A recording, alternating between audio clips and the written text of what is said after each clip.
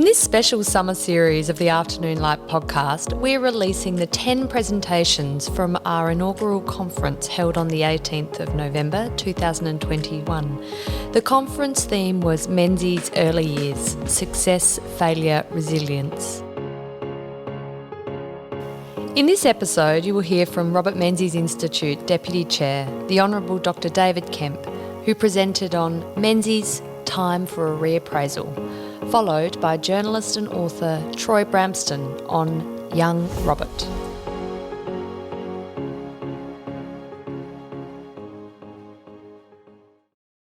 It's a great pleasure to be giving the opening paper to this, what promises to be a wonderful conference. My paper, despite what Georgina said, is not strictly focused on the early years, but rather sets out to provide a framework within which we might consider Robert Menzies. We've heard from the Prime Minister and from Alan Tudge a number of comments, statements, propositions about Robert Menzies. And yet there is, I think, implicit in Alan Tudge's question, why has it taken so long, an important issue for us. Why has it taken so long? 55 years since Menzies retired as Prime Minister, and we're just opening the Robert Menzies Institute today.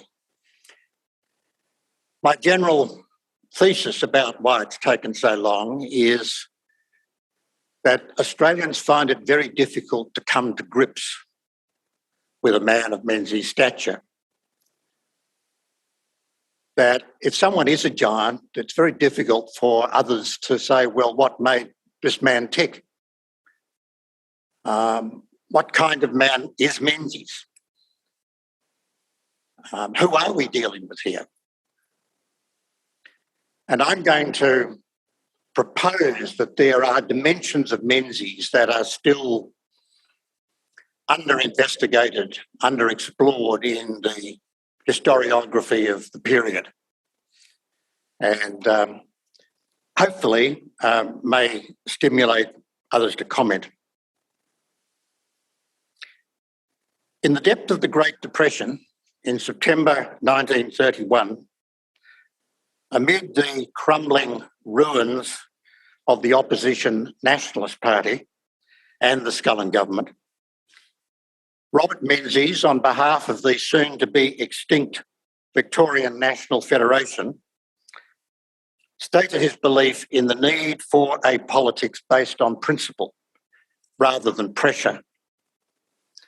And I'm going to quote him. I believe, he said, that a large majority of the public today is perfectly ready to give its adherence to a party which will display political principle and political courage. We have suffered far too much from people who have no political convictions beyond a more or less genteel adherence to our side of politics. That kind of adherence is worthless. We must have people who believe things and who are prepared to go out and struggle to make their beliefs universal. And this call for a politics of principle didn't come out of the blue.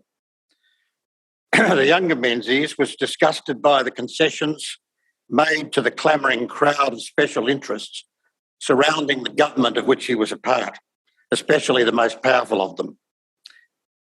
Menzies, as a man of principle, had already made himself known when he resigned in July 1929 as the newly elected member for East Yarra Province in the Victorian Legislative Council over the terms of a deal between the state nationalist government and the Progressive Country Party, which gave, he believed, excessive benefits to the country interests.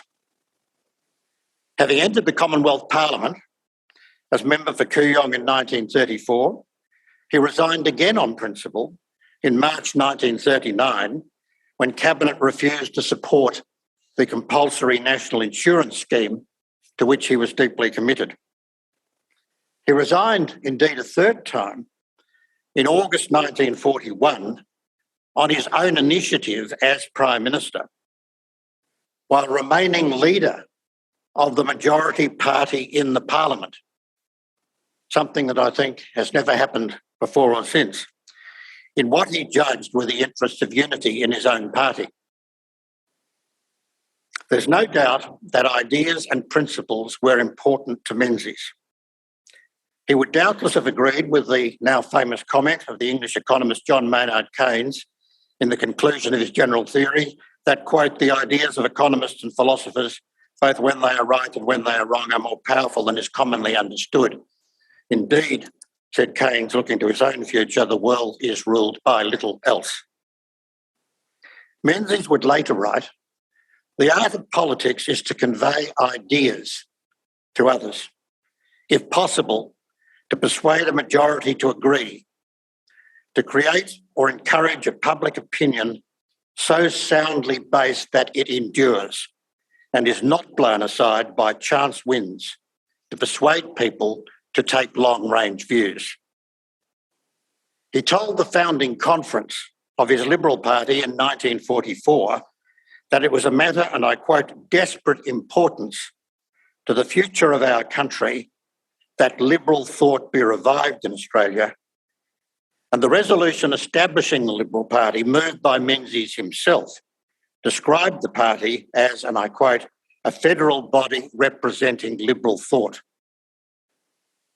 He would later describe the creation he led as a party with a philosophy, a party very different to the Nationalist Party through which he had entered politics, and the United Australia Party, which he had led, each of which he saw as guided in their policies too much by powerful selfish interests, a criticism he also levied at the Labor Party. In 1954, early in his second period as Prime Minister, an older and presumably even wiser Menzies told an audience of businessmen in Melbourne that while policy expediency was sometimes necessary, he held firm to the importance of principle wisely applied. And I'm quoting him again, if I may say so, gentlemen, our great danger in Australia, and we are nearer to it at this moment than perhaps ever we were before, is that we should abandon political principle in favour of a series of purely ad captandum arguments. That's worth votes. That ought to bring someone in. Look, of all the menaces in the political world, that is the worst. He appealed to the businessmen present to accept that his government was closer to their own philosophic position than any other, and that in practical affairs, it was better to mix a great deal of principle and occasionally a little expediency than it was to pursue impractical principle and 1,000,000 times better than principled expediency. The question I'd now like to pose is, where is this Menzies in the historiography of his political journey? If politics is a battle of ideas, and if the world is ruled by little else, and if we concede that ideas are unusually important to Menzies as a politician, is it not appropriate to ask what were the ideas that drove Menzies' policies and politics? And in the context of the formation of this institute, what is the relevance of his ideas today?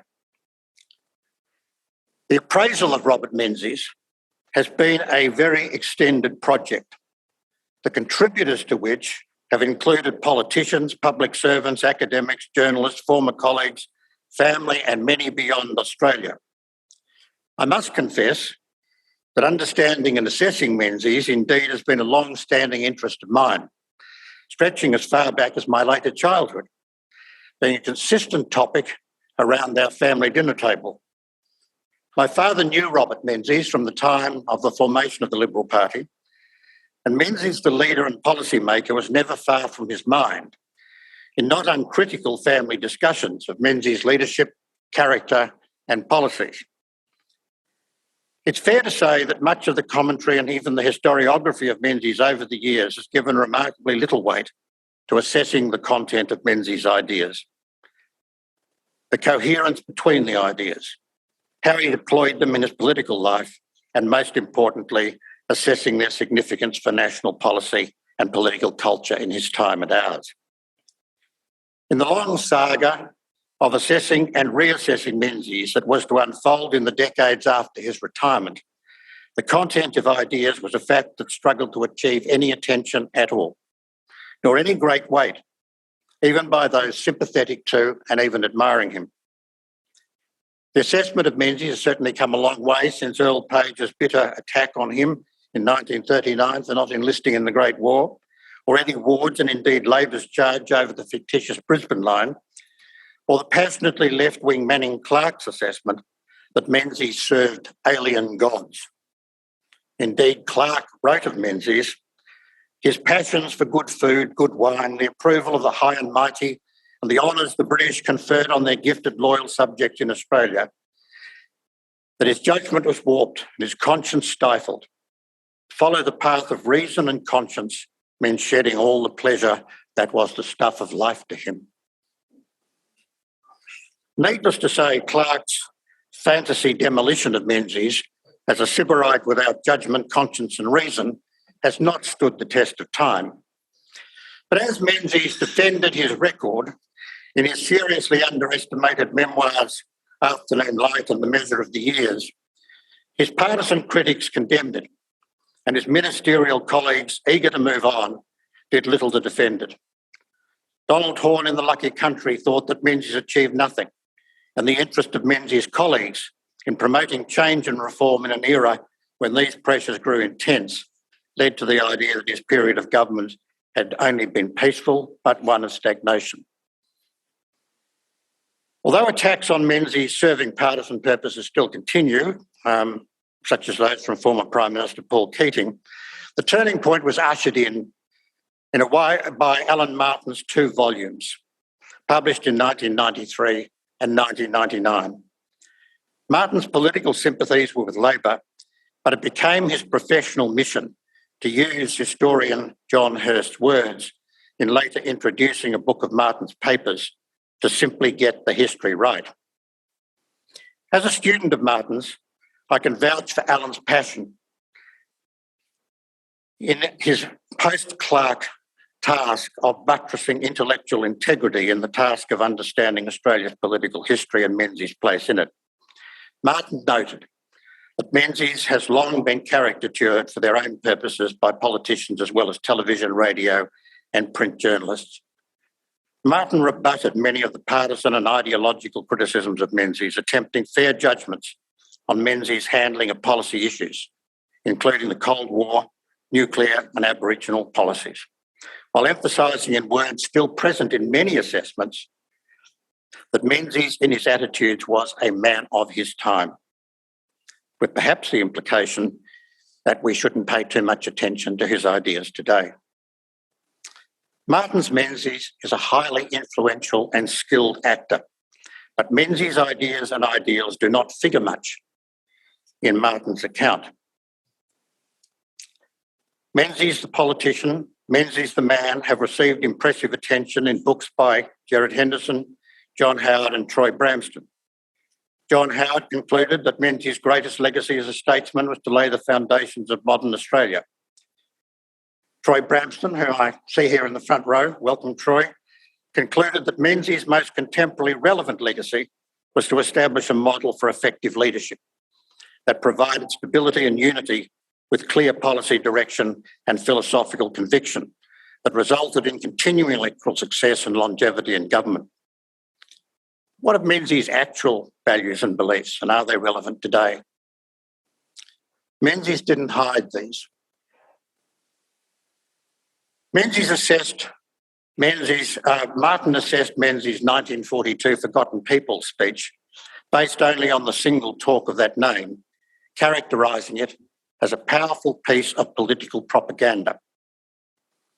But it did not stand alone, that speech being one of 37 such talks that Menzies brought together in a book published the following year, 1943, under the title The Forgotten People and Other Studies in Democracy, a book Menzies himself described as a summarised political philosophy. We should note that such a book is rare in Australian political life. With the exception of Billy Hughes's The Case for Labor, None of Menzies' Labor contemporaries attempted to put their ideas into such a substantial and coherent form. Not Curtin, not Chifley, not Evatt as a party leader, nor Cornwall. The neglect and re-emergence of the Forgotten People book is in some respects the story of the re-engagement of appraisals of Menzies as a national leader with his ideas treated as political influences or variables, rather than as windows into his character. Menzies believed, indeed, that the ideas he set out were of lasting, timeless quality.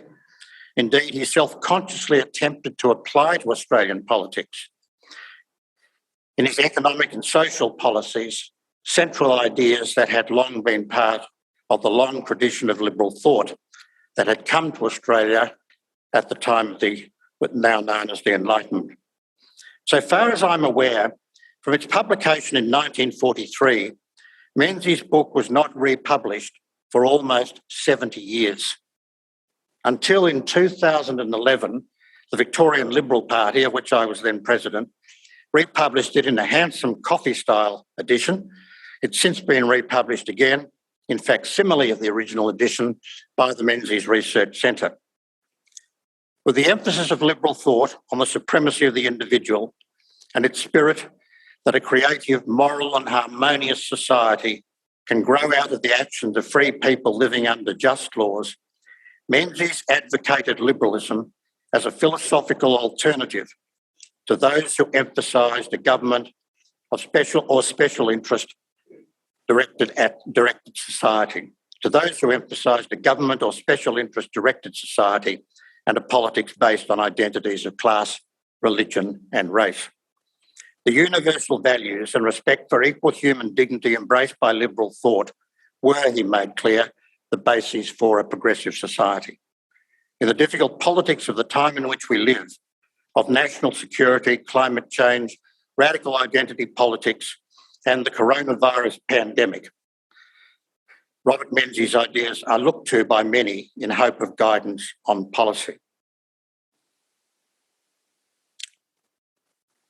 Menzies' Forgotten People talks and later expositions of his election speeches and elsewhere invite us to test Menzies' principles as they are applied to his policies for an economy based on private enterprise and choice in health and education, to freedom of speech and association, to the role of women in society and politics, and to Aboriginal Australia. I've attempted a preliminary assessment in my book on liberalism in Australia between 1925 and Menzies' retirement, but certainly what I've written is not the last word on these important matters. There have been recent illuminating contributions to the appraisal of Menzies' cultural context and spiritual beliefs by Stephen Shavura, Greg Maluish and David Furs Roberts. And in his 2017 Menzies oration, this university's current Chancellor, Alan Myers, explored Menzies' understanding of the role of university education in society. And of course, we now have letters Menzies sent to his daughter Heather, which she has since published, and which support the view of her father as a politician to whom not only politics, but ideas mattered deeply. Menzies' actions and his principles marked out a path to continuing reform, and his successors have approached the task with enthusiasm. Thank you. You will now hear from Troy Bramston, an author and journalist whose presentation was on young Robert. Well, 3 summers ago, I took my wife and 2 children on a road trip. We went to Jeparit, where Robert Menzies was born. Now, this is what I regard as a great family holiday. And you can imagine what my now teenage children thought when I explained to them where Jeparit was, why it was important and why we were going there. So visiting Jeparit, which is 1,000 kilometres from home in Sydney, gave the 4 of us a unique insight into Menzies. It really is extraordinary that a boy born in the back of the family's general store in a small country town in 1894 could become Australia's Prime Minister. We visited the site of the family store. We peered through the windows of the then closed Hopetown House Hotel. We went to the site of the Mechanics Institute where Menzies borrowed books as a young boy. We examined the local archives at the Jeparit Soldiers and Citizens Memorial Hall, visited the railway station, the general store, the local school, and the museum. I was then completing my biography of Menzies, the first in 20 years, which was launched by Josh Frydenberg here in Melbourne in 2019. Menzies continues to loom large in Australian political life. He defined and he dominated an era in Australian politics, and debate about his life and legacy has never settled, which makes him a very compelling biographical subject. In my book, I tried to capture the real Menzies, who he was, how he lived, what his values were, his virtues and his vices, and also how he gained and used political power. So visiting Jeparit was essential in understanding young Robert and the man who became Australia's longest-serving Prime Minister. From a young age, Menzies dreamed of becoming a lawyer. He insisted that he never had any ambition to be Prime Minister from a young age. I never had even heard of the Prime Minister when I was a small boy in Jeparit, he later joked. And if I had, and know as much as I do now, I probably would have stayed in Jeparit. But the genesis of the idea of becoming a lawyer came from a travelling phrenologist who visited Menzies Primary School in Jeparit. This form of pseudoscience claimed to be able to discern the personality traits by studying the contours of the skull. The phrenologist, a tall man of slim build with a greying beard and mutton chop whiskers, wore a dark suit with a white shirt and a thin black ribbon bow tie. He ran his hand over young Robert's skull and proclaimed with absolute certainty that he would become a barrister and public speaker. So when young Robert told his mother about the prediction, she informed him that actually to become a barrister, he needed to go to university. But the Menzies family could not afford to send him to university, so his only pathway was via scholarships. Menzies recalled, "My course was charted and my mind clear, provided that I could win enough free passages, that is scholarships and exhibitions, to bring me to port." He duly won scholarships to study at university and also at schools in Ballarat and Melbourne. But to truly understand Menzies, you have to go back to where he came from, appreciate the family he grew up in, the formative people and events that influenced his future life, and that means, again, starting in Jeparit. So, Robert Gordon Menzies was born in the small Victorian wheat town, about 350 kilometres from Melbourne, on the 20th of December 1894. He would be the last Prime Minister born in the 19th century. Robert was the fourth of 5 children born to James and Kate Menzies. He was named Robert after his paternal grandfather, and his middle name Gordon was given in tribute to British Army Officer General Charles George Gordon. Young Robert was closest to his sister Belle, and he admired his 2 older brothers, Les and Frank. But the 2 people who had the strongest influence on him in his youth were his mother and her brother, his uncle, Sydney Sampson. Sydney Sampson urged young Robert to read books from the Mechanics Institute in Jeparit, and later when Sydney would give his nephew advice as he sought a career in state politics. Sydney Sampson was the member for Wimmera in the House of Representatives from 1906 to 1919. "He had a big influence on me," Menzies said of Sydney. "He would walk up and down the garden path and ask me questions as if I was his equal in age and experience." Menzies' upbringing in country Victoria could not be further from the establishment youth into which many of his later contemporaries in the law and politics were born. There was no family fortune and few family connections. In the 1890s, Jeparit was just a small town with a dirt main street and about half a dozen businesses and a few score houses.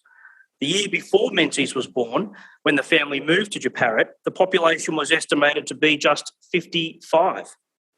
Menzies lived an isolated but not lonely life in Jeparit. He had a loving family, he had many friends, and he had plenty of books to read. But Jeparit was often hot, windy and dusty. There were few trees in the centre of town. Rain was collected in galvanised iron tanks, and of course, there was no electricity. Along Roy Street was a bank, a bakery, a butcher, a timber yard, 2 general stores and the Hopetown House Hotel. By the end of the 1890s, the population of Jeparit had grown to around 200 people. The Menzies family owned and operated the general store located on the corner of Roy and Charles Streets. The family lived in the back of the store and then later moved to a standalone house behind the store. James focused on the sale and servicing of farm machinery, while Kate worked behind the counter and managed the family home. Menzies gained a rudimentary understanding of small business and an appreciation of financial and economic matters. The store, like others, experienced some difficulty during challenging economic times. Farmers were often extended credit via merchants in Melbourne and charged high interest rates on loans extended to the store. Menzies recalled his childhood as a happy time, although he witnessed droughts and floods and had been born during the 1890s depression. He saw emus and kangaroos regularly, he swam and fished in Lake Hindmarsh, and he ran through the town with other kids. His parents encouraged his learning. This was important in shaping the future man. Young Menzies borrowed books from the Mechanics Institute, as I mentioned, and the family read aloud to each other in the evenings. Menzies folded and delivered the local newspaper, perhaps sparking an interest in politics and public affairs. He began his formal schooling at the local state primary school on 4 June 1898. The school was originally located in the Mechanics Institute on Roy Street, close to the Menzies General Store, but it later moved to the outskirts of town, which is still just a 5-minute walk from his home. In these years, there were about 30 or 40 other students enrolled. There was a very strict learning routine, and the cane or strap was used to discipline students without mercy. In 1951, Menzies returned to his primary school as Prime Minister. He enjoyed himself immensely. He told stories of the teachers and fellow students, and he sat in a wooden desk at the rear of the classroom and raised his hand, pretending to answer a question asked by the teacher. He confessed that even at this young age, he felt that he was the bright boy of the class with nothing more to be learned. To understand young Robert, you also must understand his parents. James Menzies was born on 9 August 1862 in Ballarat. His father, Robert, and mother, Elizabeth, were born in Scotland. The family were rural tenant farmers. Robert migrated to Australia in 1855. He met Elizabeth in Victoria and married that same year. They owned and operated a small business that sold machinery to miners and together had 10 children, of which James Menzies was the 4th. James wanted to be an artist but had to abandon plans to study art overseas on a scholarship when his father died, and the family was left in difficult financial circumstances.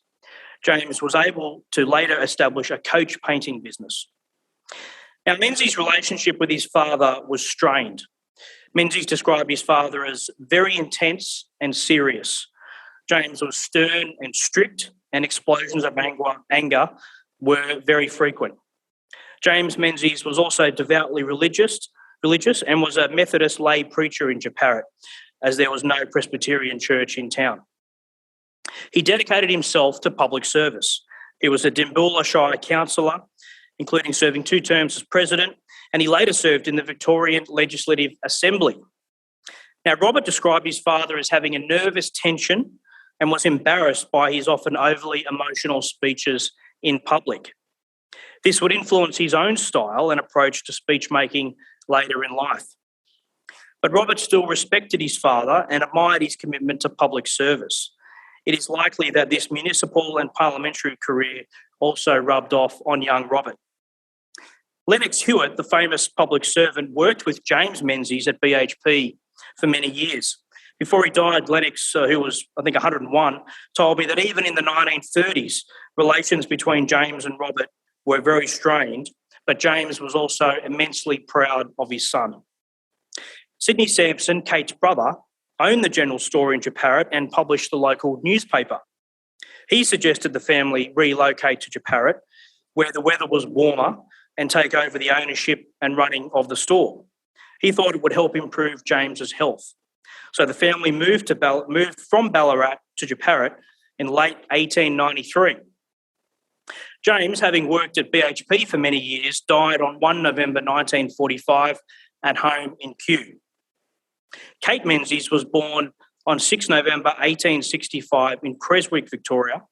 Her father, John Sampson, and mother Mary had migrated from England. Kate was one of 9 children born to John and Mary.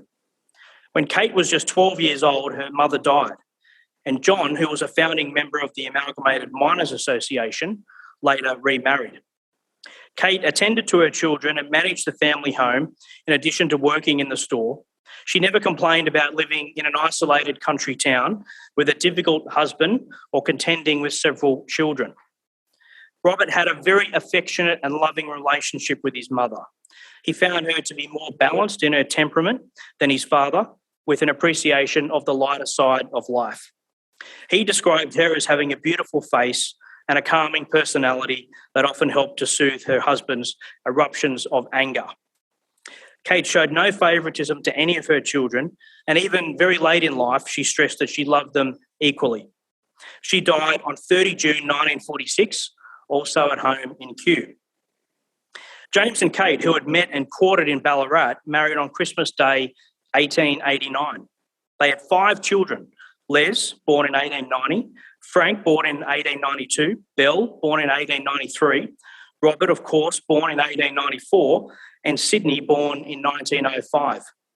They were a very typical middle-class family who prized Protestant values such as hard work, thrift, self-respect, independence, and community service. In 1905, young Robert moved to Ballarat to continue his schooling at the Humphrey Street State School. Menzies lived with his paternal grandmother, Elizabeth Menzies, along with his sister Belle, who had also moved schools. Les and Frank had already moved to Ballarat years earlier. Now, Robert and Belle lived in their grandmother's small wooden cottage on the western side of town, opposite an insane asylum. Robert won a scholarship to enrol at Grenville College, a private school in Ballarat, and commenced in 1908. Menzies recalled applying himself to his studies in these years very diligently. He was encouraged every day by his dour and devout grandmother. He studied for 6 hours from dinner until midnight every night other than Sundays. Now, Robert, his grandmother would say after dinner, go and get to your books. Robert and Belle explored the city to its fullest and also frequently visited their maternal grandfather, John Sampson. Sampson was the first president of the Miners Association, the forerunner to the Australian Workers' Union. So young Robert, in his pre-teens, would sit with his grandfather and read aloud articles from The Worker. They would then debate the merits of the article, with Robert often taking a contrary view to his grandfather. This gave Menzies an introduction to policy and political issues at a very young age and helped to formulate his own beliefs, many of which were contrary to those of his grandfather. At Grenville, Robert played cricket and Australian rules football, and he was known for his mimicry and oratory. We can see the young barrister and politician emerging with an eye for the spotlight. And after a few years of study, Robert sat the senior public examination and won a scholarship to prestigious Wesley College here in Melbourne. And so in 1910, Menzies enrolled at Wesley when he was 15 years old. By this time, James and Kate had also relocated to Melbourne, having made a 10-fold profit on a 640-acre farm in Jeparit. Menzies was known at Wesley for being confident, overly proud, somewhat arrogant, but of course he had much to be proud of. He was charming and good-looking. He often rubbed people the wrong way with his arrogance and his ambition. These qualities, of course, would help carry him into politics and help him to attain state and federal ministry positions and the prime ministership, but he would pay a price for this, I think, in 1941.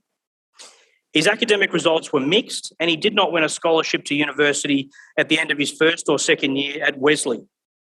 Percy Josky, who knew Menzies then, said he did not shine in his first years. But at the end of his third year, Menzies won an exhibition or scholarship to study at university. He enrolled in a Bachelor of Laws here at the University of Melbourne in 1913. He did well, studying English, history, psychology, Latin and economics, and a range of law subjects in his third and fourth years. And he passed with first-class honours. He went on to complete a Master of Laws in 1918 and collected a range of glittering prizes. He was also elected President of the Students' Representative Council, President of the Law Students Society, President of the Students' Christian Union. He helped establish a historical society. He also became editor of Melbourne University magazine, which was published 3 times a year. In 1919, Menzies was employed as a sessional academic in the law school and then spent a year as an articled clerk with a Melbourne solicitor. His star was now ascendant. Now, other speakers at this conference will talk about Menzies' education and legal career, but I want to mention this important discovery I made while writing my biography of Menzies. In 1972 and 1973, Menzies gave a series of interviews to journalist Francis McNichol for a biography, his official biography, that was never completed. These interviews had not been previously available. But in the interviews, Menzies talked about his upbringing. He reflected on political events, policies, personalities, and he offered political lessons drawn from his experience. One of the seminal events in Menzies' young life was his decision not to enlist in the First World War. The war had plunged the Menzies family into turmoil. His older brothers, Les and Frank, enlisted and were sent abroad. Bell had eloped with a soldier, George Green, and was banished from the family. Menzies revealed that his father was so stricken with grief that he nearly died. So at a family conference, it was decided that Menzies, then still a university student, would not enlist, but would remain in Melbourne to help look after the family. This decision affected him very deeply. About 40% of young men in Australia enlisted to serve in the war. Menzies was branded a coward for not enlisting, and this, he said, had a very searing effect on my mind. So he decided to go into politics, viewing it as public service of some kind to erase the perceived stain on his name. I just had to do something to justify my existence, he recalled in these interviews. So the upshot was that the First World War was the decisive event that propelled Menzies into politics. It was not just a reason to stand for Parliament, but the dominating reason, he said. Now, Robert Menzies returned to his birthplace of Jeparit in the spring of 1966, following his retirement as Prime Minister. The occasion was the unveiling of a plaque affixed to the base of a 70-foot steel spire with an illuminated purple thistle atop that had been erected in his honour. It's still there today. It was a grand occasion. Jeparit's population of 770 people more than trebled. Crowds lined the streets and waved enthusiastically as Menzies' black chauffeur-driven car with its Cinque Ports banner affixed to the front arrived. There were 3 pipe bands and 2 brass bands to herald his arrival. There were banners and streamers. The mood was absolutely electric. The small Wimmera township had not witnessed anything like it before. In his speech, delivered outside beneath the vast blue sky, Menzies spoke about growing up in Jeparit. It was a moving speech. He said it was a great place, he said, and one of the advantages was that we lived in a community, and this, he said, had invested him with a moral and spiritual standard that he otherwise might not have gained growing up in a more turbulent and bustling community in the city. Today, Jeparit has not changed all that much since Robert Menzies roamed the streets, but it's a pity the local store has been demolished. But you can still glimpse the life that he lived and understand the place that helped shape the man he became. Thank you. I hope you enjoyed this special summer series of the Afternoon Light podcast featuring Robert Menzies Institute Deputy Chair, the Honourable Dr David Kemp, whose presentation was on Menzies' time for a reappraisal, followed by journalist and author Troy Bramston's presentation on Young Robert. Next week, we will be featuring an episode with the presentation from High Court Judge, the Honourable Justice James Edelman, whose presentation was on Menzies and the law. Thank you for joining us this week.